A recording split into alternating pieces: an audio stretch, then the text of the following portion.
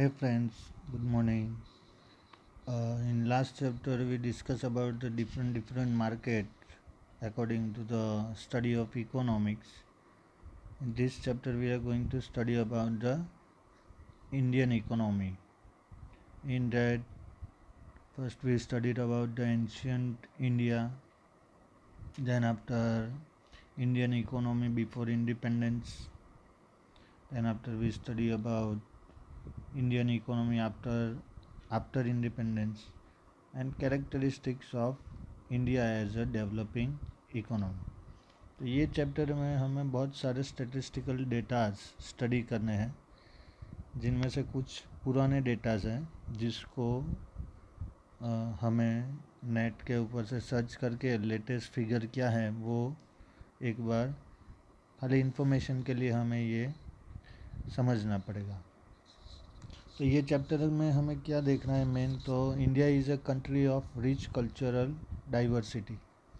It is the largest democracy in the world, demonstrating unity among diversity of various languages, caste, creed, religions, cultures, traditions, and so on. Thus, India has a unique identity. तो पूरे world में India सबसे बड़ी democratic country है। उसके साथ यहाँ पे इतनी सारी डाइवर्सिटी है, अलग अलग लैंग्वेज, अलग अलग ट्रेडिशन, फूड, क्लोथ, हैबिट्स।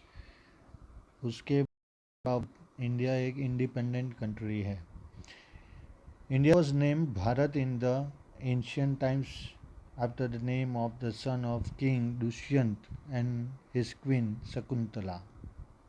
तो भरत राजा के ऊपर से हमारी कंट्री का एक नाम भारत भी पड़ा है। The country was extremely prosperous and known for its agriculture, traditional crafts, and trade, which attract many foreigners for the purpose of trade. तो 17th century तक India was known as the golden bird, क्योंकि यहाँ पे prosperity बहुत ही थी, foreign से लोग यहाँ पे आते थे। फर्स्ट 1498 में वास्को दी गामा इंडिया आया। Why he came to India for the trade, क्योंकि हमारी प्रोडक्ट्स जो थी वो वर्ल्ड की अलग अलग कंट्री में हम लोग सेल करते थे। However, the foreigners who came for trade started ruling over us in order to exploit our rich resources, and thus they ruined our ancient economic and cultural heritage both.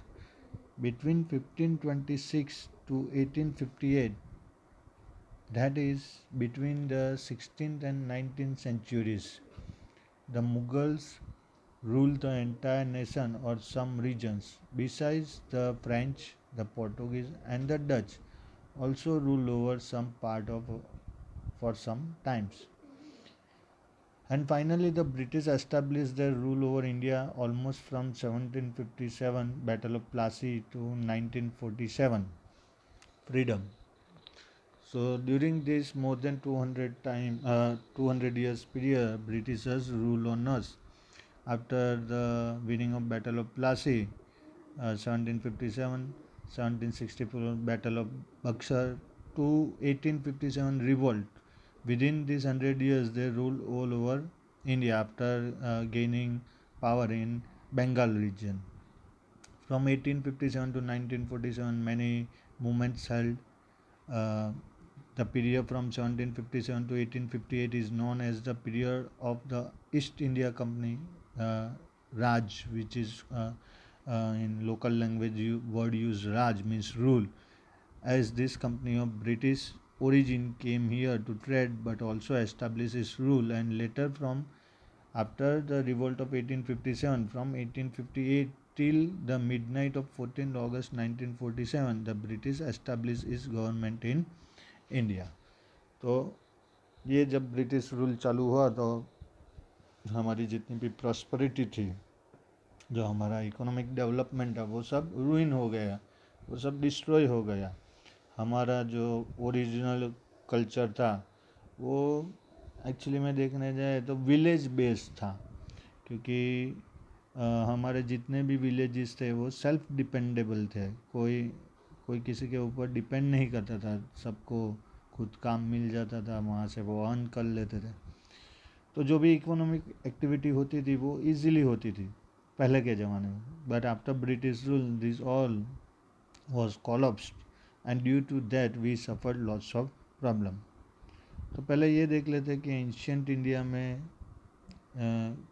किस तरह की situation थी। So the Indian civilization, which is known to have emerged from the influences of the invention of the Aryan tribe and Indus Valley civilization, and which is also called the Harappan civilization, is identified as the ancient age, and the remains of the civilization were first found at Harappa and Mohenjo-daro. In Gujarat, we see the remains at Lothal and Dholavira। तो हमारा जो civilisation है वो आर्यन के India में आने के बाद, जब उन्होंने नॉर्थ इंडिया को कवर कर लिया और द्रविडियन जो भी थे उनसे पहले जो ट्राइब्स आई थी वो साउथ इंडिया में शिफ्ट हो गई, तो पूरा नॉर्थ इंडिया आर्यन के कंट्रोल में था। और वहाँ से जो सिविलाइजेशन चालू हुई करीबन 2500 years to 3000 years ago, which is known as the Harappa civilization और Mohenjodaro civilization. This civilization gives evidence of organization, prosperity, urban planning and development। तो हमारी जो ये पुरानी सिविलाइजेशन थी वहाँ से हमें पता चला कि हमारे जो पुराने लोग थे, एंशियंट लोग थे, वो कितने टैलेंटेड थे, कितने एडवांस थे। From the viewpoint of the manufacturing activity, India was known for its cloth, muslin, jute, indigo from pre-British times, यानी जो ब्रिटिशर्स आए उससे पहले का time. With the British invention India got tea plantations and even today India is known for her tea export. In a way before the British period India was known to have been rich in agriculture, industries and civilisation. Britishers यहाँ trade करने आए थे, trade करने के साथ में यहाँ rule करने लगे। फिर कंपलसरी हमारे जो भी पिशन थे, फार्मर थे, उनके पास से रॉ मटेरियल जो उनको फैक्ट्री के, इंडस्ट्री के लिए चाहिए था वही कंपलसरी वो कल्टीवेट कराते थे। इस हिसाब से हमारा जो एग्रीकल्चर डिपार्टमेंट था, कॉटेज इंडस्ट्रीज डिपार्टमेंट था, वो धीरे धीरे करके कोलैप्स हो गया, क्योंकि अब यहाँ पे किसी को काम नहीं मिल रहा है, कहीं से पैसे नहीं आ रहे हैं। ब्रिटिशर्स ने अलग अलग लॉज बना दिए थे, उसकी वजह से इंडियन प्रोडक्ट्स कॉस्टली हो गई थी। यहाँ से वो कम रेट में रॉ मटेरियल परचेस करते थे, ब्रिटेन भेजते थे, वहाँ से फिनिश गुड यहाँ पे सेल करते थे। जो टैक्स सिस्टम था वो उनकी फेवर में था। तो ये सब वजह से इंडिया की प्रॉस्पेरिटी कहीं ना कहीं ये डिस्टर्ब हो गई, और जो कंट्री वर्ल्ड का प्रॉस्परस कंट्री था वो वर्ल्ड का पुअर कंट्री बन गया। तो पहले के टाइम में क्या था वो हम देखते हैं। Let us look at some of the important economic aspects of India in the pre-British and the ancient time। Britishers से आने से पहले कैसा हमारा इकोनॉमिक सिस्टम था वो एक हम नज़र कर लेते हैं यहाँ पे। तो occupational structure, ancient India was predominantly an agricultural nation. तो पहले से ही इंडिया एक एग्रीकल्चर नेशन है। The economy was mainly rural economy, क्योंकि ज़्यादातर जितने भी लोग रहते थे वो छोटे छोटे गांव में, विलेजेस में रहते थे। However some basic industries also existed and the agriculture and industrial sectors were both prosperous. तो पहले हम देख लेते हैं एग्रीकल्चर। ये तीन सेक्टर जो हैं वो हर एक इकोनॉमी में, इकोनॉमी की स्टडी के लिए बहुत ही इम्पोर्टेंट है। ये तीन सेक्टर है, एग्रीकल्चर, इंडस्ट्रीज़ एंड सर्विसेज। ये आप मेरे ख्याल से 6-7 स्टैंडर्ड से आप ये स्टडी करते आ रहे हैं कि कोई भी कंट्री डेवलप कंट्री है या डेवलपिंग कंट्री है वो कैसे पता चलेगा। तो उसकी इकोनॉमी को ये तीन सेक्टर में डिवाइड कर देते हैं। अगर एग्रीकल्चर सेक्टर से आउटपुट ज़्यादा आ रहा है, यानी एग्रीकल्चर में ज़्यादा लोग एंगेज हैं, तो बट ऑब्वियसली वो एक डेवलपिंग नेशन होगा। और इंडस्ट्रीज़ और सर्विस सेक्टर से आउटपुट्स ज़्यादा आ रहे हैं तो वो एक डेवलप नेशन होगा, क्योंकि मैक्सिमम पॉपुलेशन जो वो इंडस्ट्रीज़ और सर्विस सेक्टर में एंगेज है। इसके बारे में हम डिटेल में डिस्कस करेंगे, पर अभी हम एंशियंट इंडिया में क्या था वो देख लेते हैं। तो Indian agriculture sector was prosperous and variety of crops were grown. Villages were self-reliant and basic necessities like grain, vegetables, fruits, clothes, shoes, etc. were produced in the village economy, as well as cattle rearing and dairy farming were also undertaken. Thus village life was happy. तो वो time पे maximum लोग agriculture में engage थे. सबको अपने हिसाब से, पॉपुलेशन भी कम थी, ये भी एक फैक्टर है. और सब अपने हिसाब से अपनी जो भी नेसेसरी कमोडिटी प्रोडक्ट चाहिए थी वो एग्रीकल्चर थ्रू वो लोग बना लेते थे. और साथ में एग्रीकल्चर के साथ में कैटल रेयरिंग और डेयरी फार्मिंग भी एक्टिविटी होती थी. तो agriculture was the prosperous sector of ancient India. अब इंडस्ट्रीज़ की बात करें तो according to historian Ray Chaudhuri, prior to 19th century, India was a prominent centre of some items of manufacturing. तो बहुत सारे नहीं, कुछ ऐसी कॉमोडिटी, कुछ ऐसी प्रोडक्ट थी जिसमें India was a prominent centre. India was known for cotton, jute, muslin, wool, idols making, Indigo. Indigo एक क्रॉप है जो क्लोथ को कलर करने में काम में आता था. ब्लू कलर इसमें से बनता था. Terracotta, earthenware etcetera, some of this goods were also exported. तो इसमें से ज़्यादातर इंडस्ट्रीज़ जो है वो कॉटेज इंडस्ट्रीज़ और हैंडमेड इंडस्ट्रीज़ थी, जहाँ पे मशीन की कोई भी रिक्वायरमेंट नहीं होती थी. और लास्ट जो सेक्टर है सर्विस सेक्टर, उसमें even before 600 BC India had system of minting metal coins. तो 600 BC से पहले इंडिया में कॉइन मिंट होते थे. She had a wonderful system of town planning and sewage, stable political system, unity among people. Because of this, trade in agriculture goods and manufactured goods was prosperous. Evidence of these are found at Lothal. तो लोथल में से हमें ये proof मिला है कि वो time पे कॉइन मिंटिंग करने की इंडस्ट्रीज, ऐसी छोटी छोटी इंडस्ट्रीज़ भी इंडिया में हुआ करती थी. तो हम बोल सकते हैं कि सर्विस सेक्टर भी कुछ लेवल तक इंडिया का डेवलप था. और हमारी जो पॉलिटिकल सिस्टम थी वो भी अच्छी थी. टाउन प्लानिंग होते थे, सुवेज सिस्टम जो होती थी वो भी अच्छी थी. तो सर्विस सेक्टर का भी इम्पोर्टेंस वो टाइम पे था.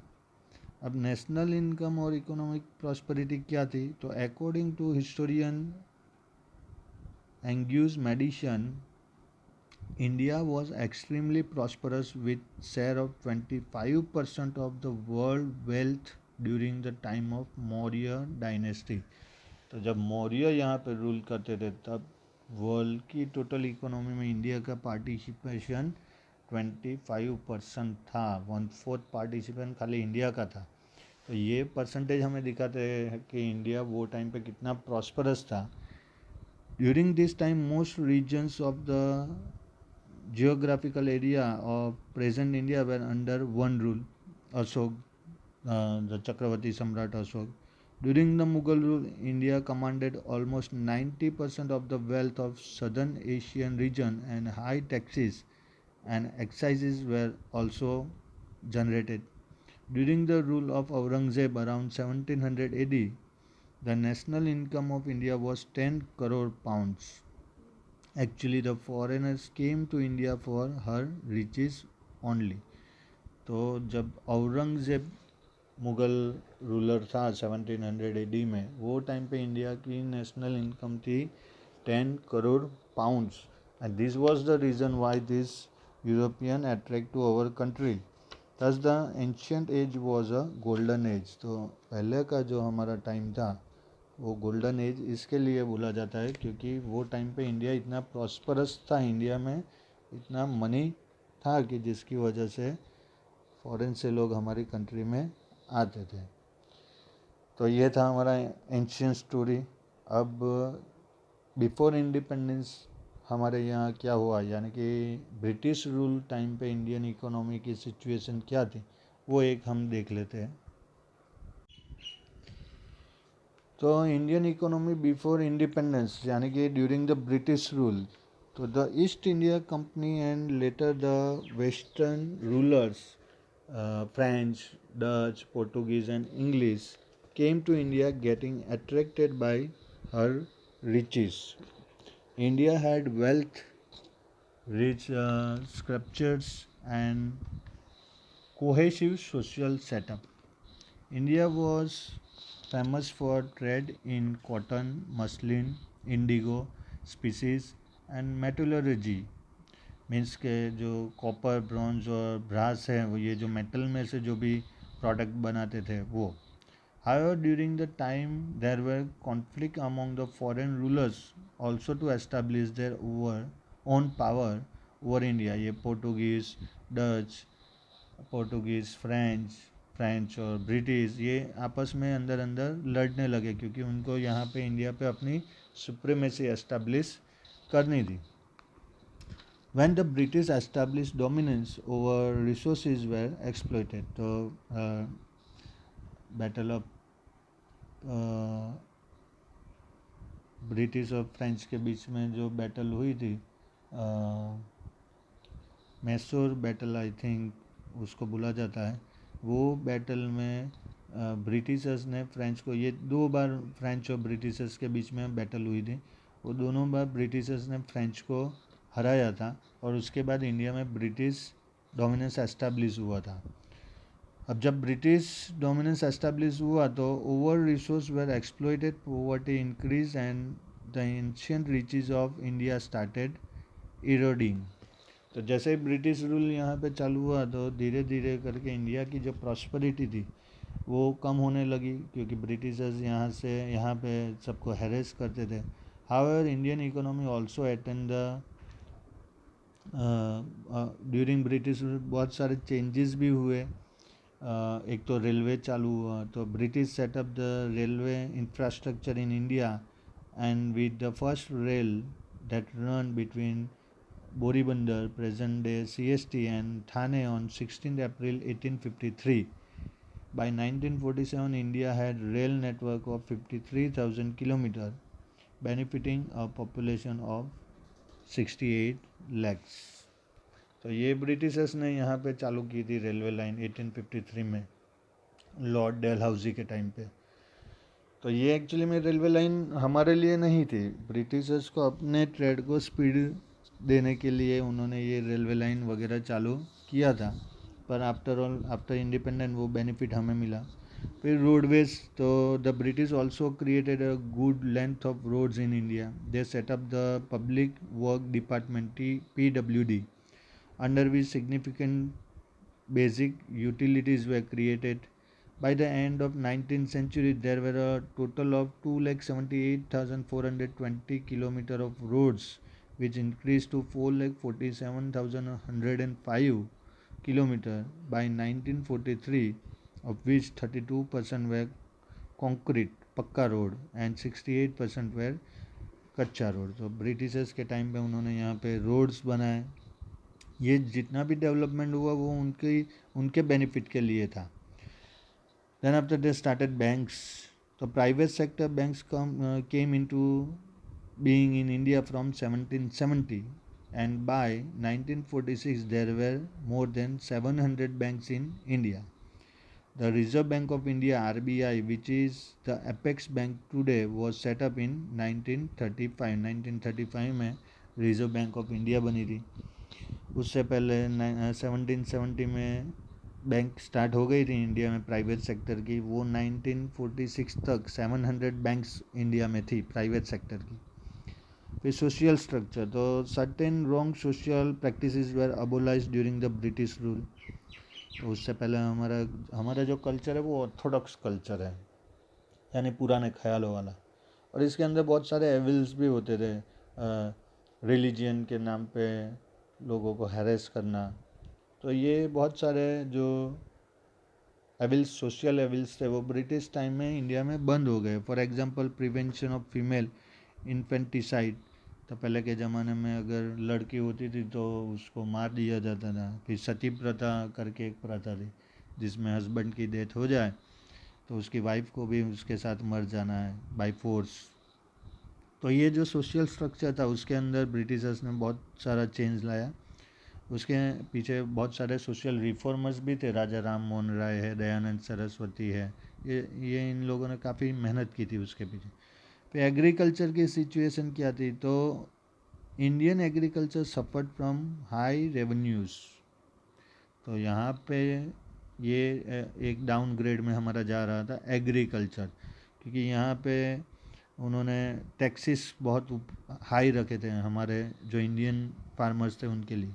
The system of zamindari means के landlordship and other acts of the British. तो ये ज़मींदारी सिस्टम चालू हो गई थी।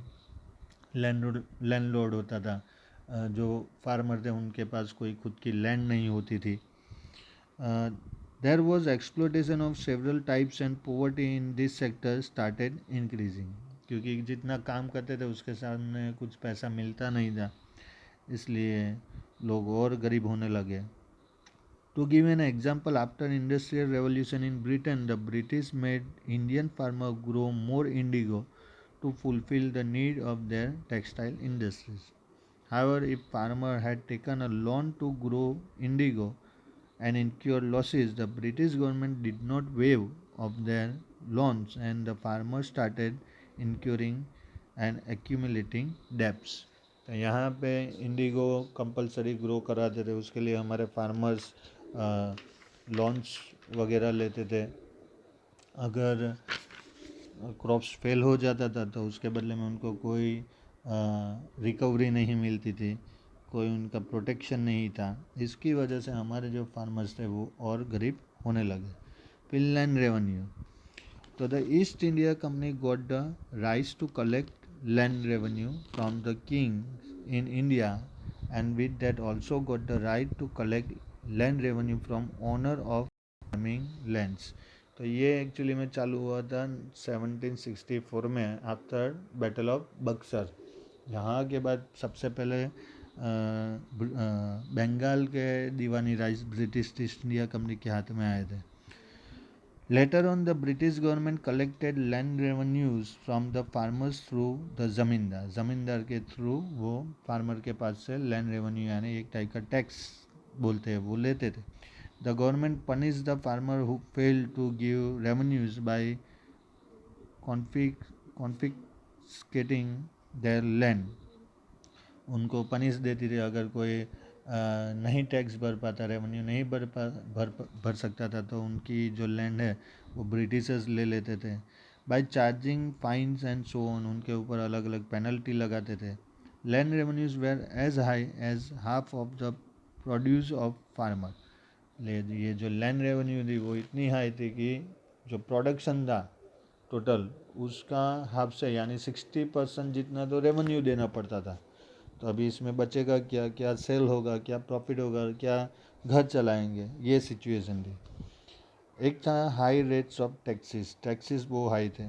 तो according to Dadabhai Naoroji's calculations in 1876 the rich paid about 8% of the national income as taxes, while the Indians who were poor were made to pay 15% of the national income as taxes. तो दादा भाई नौरोजी ने ये study किया था 1876 में कि जो रिच थे, पैसे वाले लोग थे, वो 8% ही देते थे नेशनल इनकम में अपना टैक्स, और जो गरीब लोग थे, जो फार्मर्स थे, उनको 15% देना पड़ता था। फिर high rates of excise and customs और एक्साइज के भी रेट्स बहुत हाई थे। तो high excise was collected on matches, sugar, steel and silver and all such commodities. Though salt was easily available in India, the British termed as illegal the production of salt by Indians on seashore, and they monopolized salt trade, imported salt to India by levying high custom duties, and thus made it an expensive commodity for poor Indians. और इसके लिए गांधी जी ने दांडी मार्च की थी 1930 में to break the unjust salt law. वो आपने 9th और 10th स्टैंडर्ड में पढ़ाई है। To protest against the high excise duties on salt, Gandhiji started the salt satyagraha with the Dandi March. High duties up to 15%, 15% तक वो लोग tax लगाते थे, were imposed on cotton cloth exports from India, so that Indian cotton industry received a setback. अब जब इतना 15% duty भरनी है तो वो कॉटन की प्राइस क्या होगी इंटरनेशनल मार्केट में, और इतना कॉस्टली कॉटन कौन परचेस करेगा, इसलिए जो हमारी कॉटन इंडस्ट्रीज थी वो डाउनफॉल में आ गई. Whereas the cotton cloth imports from Manchester in England came to India at much lower import tariffs of only about 2.5%. अब जो मैनचेस्टर इंग्लैंड से जो क्लोथ्स यहाँ पे आ रहा है उनके ऊपर जो इम्पोर्ट ड्यूटी है वो खाली 2.5% है, और हमारे यहाँ पे एक्सपोर्ट ड्यूटी जो हमारा कॉटन है उसके ऊपर 15% है. The British wanted to export India's long staple cotton to England and sell its manufactured cloth in India. तो कैलकुलेशन किया था कि यहाँ से कॉटन खाली इंग्लैंड में ही जाना चाहिए और वहाँ से जो क्लोथ प्रोड्यूस होता है वो सेल करने के लिए उनको इंडिया जैसा बिग मार्केट मिल गया था.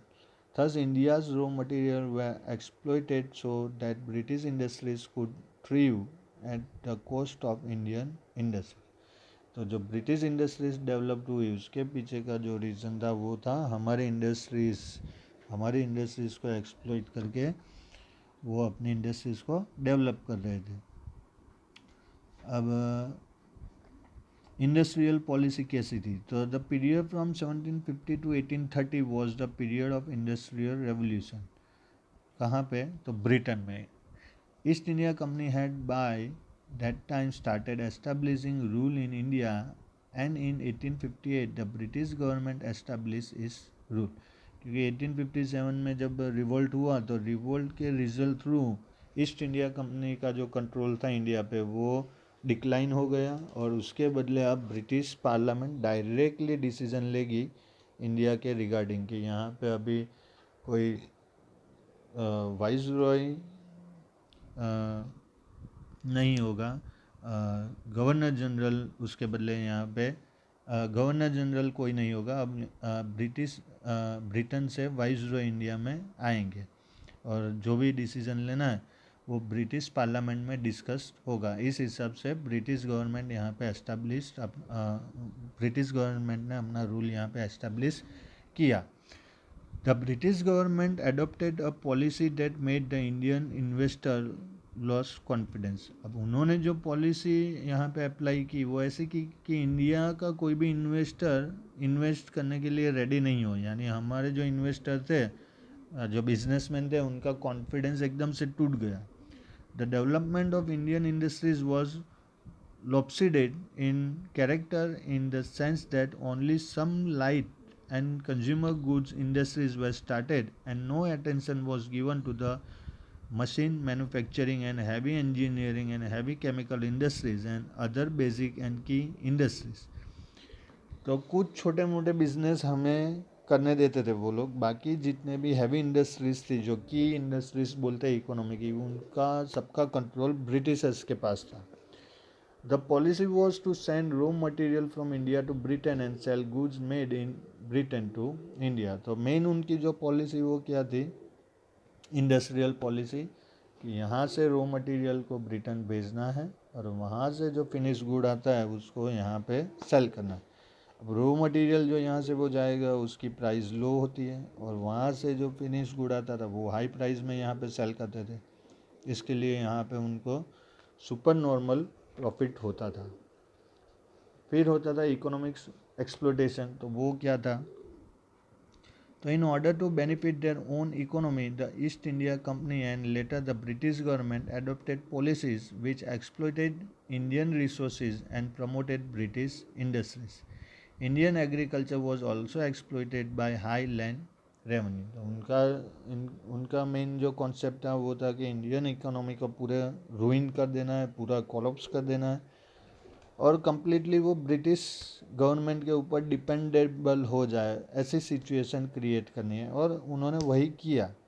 तो उसकी वजह से हमारा जो मेन सेक्टर था इकोनॉमी का, एग्रीकल्चर सेक्टर, वो कम्प्लीटली हाई रेवेन्यू की वजह से एक्सप्लॉइट हो गया, कोलैप्स हो गया। आर्टिशियन के साथ में भी अच्छा नहीं हुआ, exploitation of artisans. The East India Company exploited artisans by obtaining goods from them at up to 50% to 40% lower prices and sold them in the world at higher prices and made high profits। तो हमारे लोगों के पास से कम price में purchase करते थे और international market में हाई प्राइस से सेल करते थे, उसकी वजह से उनको ज़्यादा प्रॉफिट होता था। Besides, after the British government rule, they started selling in India cheap goods manufactured in England and ruined the small scale industries of India। तो यहाँ पे उसके बाद उन्होंने क्या किया कि अपनी इंडस्ट्रीज से बना हुआ जो भी गुड्स था, क्योंकि वो मशीन के ऊपर ज़्यादा बनता था इसलिए वो सस्ता होता था, कम उसका कॉस्ट प्राइस होता था, तो उसकी वजह से वो ब्रिटिश प्रोडक्ट यहाँ पे सेल करते थे।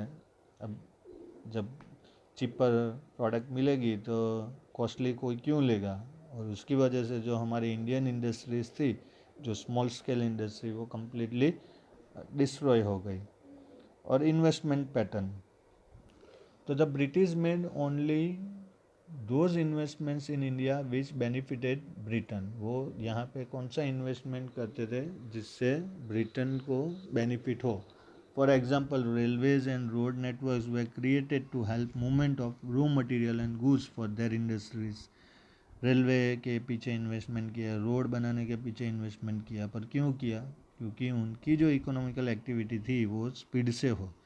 Investment in education was made to educate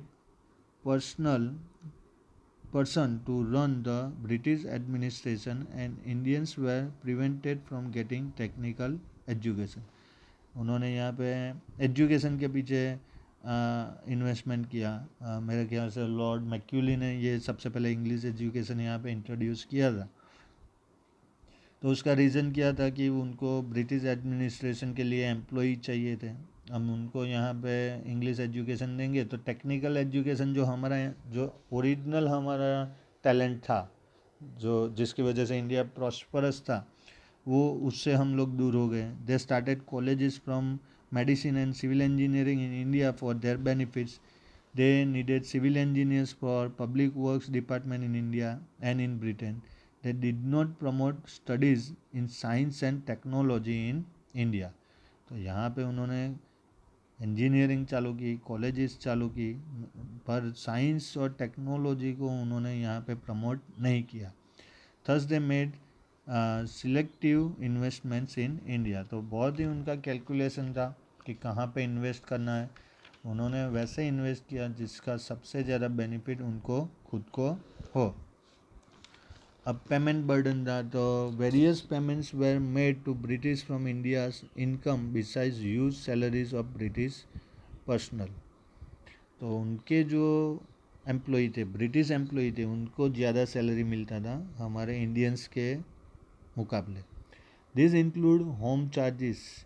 there was a huge amount of money which India paid toward administration, maintenance of the army, war expenses, pensions to retired officers, and other expenses accrued by Britain toward maintenance of her colony.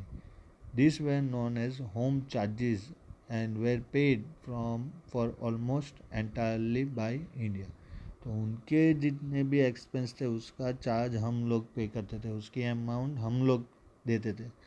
The home charges were made of three components: interest payments for debts incurred in maintaining Indian colony, interest on the railways, and civil and military charges।